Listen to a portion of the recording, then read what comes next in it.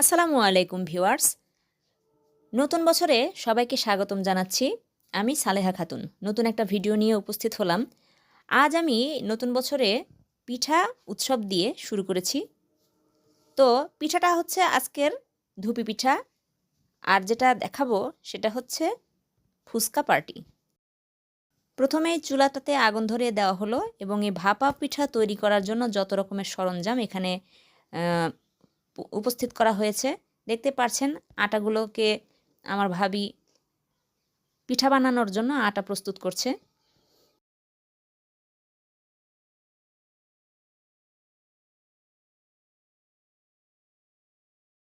এখানে গুড় আর নারিকেল কুচি করা আছে। এই যে একটা পিঠা দিয়ে দিবে, আমি এটা দেখাবো। দিয়ে দেওয়া হয়েছে। গরমের মধ্যে যখন এই জিনিসটা দেয় তখন আমার কাছে খুব মানে রিস্ক লাগে যে হাতটা পুড়ে যাবে কিনা, এরকম একটা অবস্থা। খুব ভালো লাগে এই জিনিসটা দেখতে। আর গরম গরম ভাপা পিঠা খেতে কার না ভালো লাগে বলুন।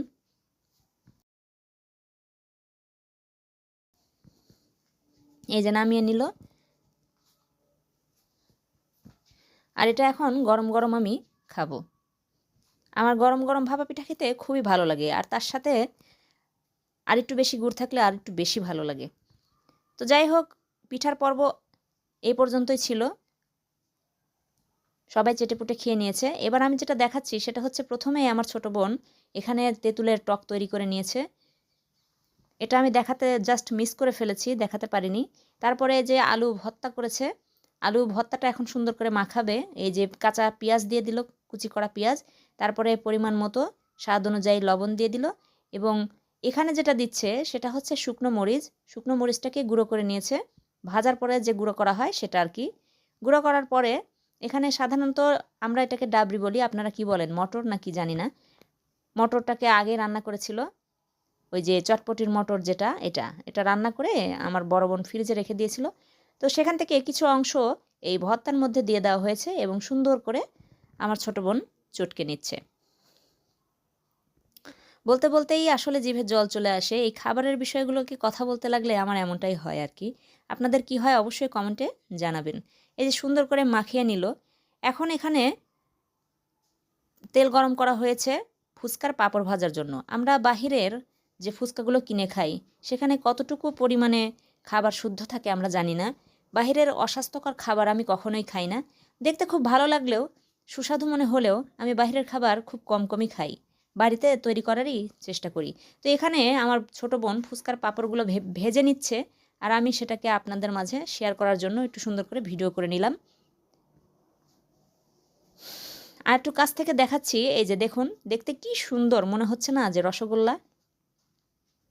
দেখে কিন্তু মনে হচ্ছে রসগোল্লার মতোই, কি সুন্দর গোল গোল রসগোল্লা। দেখলে মনে হয় কি টপাটপ কয়েকটা খেয়ে ফেলি, রসের মধ্যে ডুবানো থাকে তো তাই। খুবই সুন্দর লাগে এবং দেখতে মানে মনোমুগ্ধকর, আর খেতেও অসাধারণ।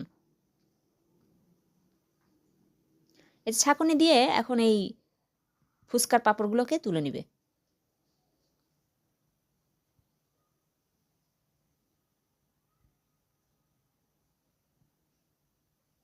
এই যে আরও দিয়ে দিচ্ছে।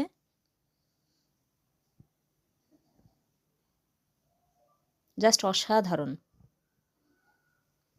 আপনারা কে কতগুলো একসাথে বসে খেতে পারেন এটা অবশ্যই আমাকে কমেন্ট বক্সে জানাবেন কিন্তু। আর আমি আমারটাও বলে দেই, আমি সর্বোচ্চ ৫ থেকে ৬টা খেতে পারি, এর উপরে খেতে পারি না। এই যে দেখতে পাচ্ছেন অনেক সুন্দর, দারুণ, দেখে খেতে মনে চাচ্ছে না?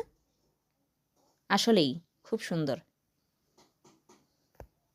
এটা আমার বড় বোনের বাসায় ফুচকা পার্টি দিয়েছিলাম, তো আমি আপনাদের মাঝে শেয়ার করব, তাই আজকে এই ভিডিওটা আপনাদের মাঝে শেয়ার করে দিলাম।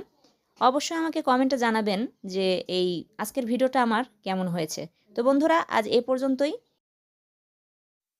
আমার ফুচকা রেডি। সবাই ভালো থাকবেন। আল্লাহ হাফেজ।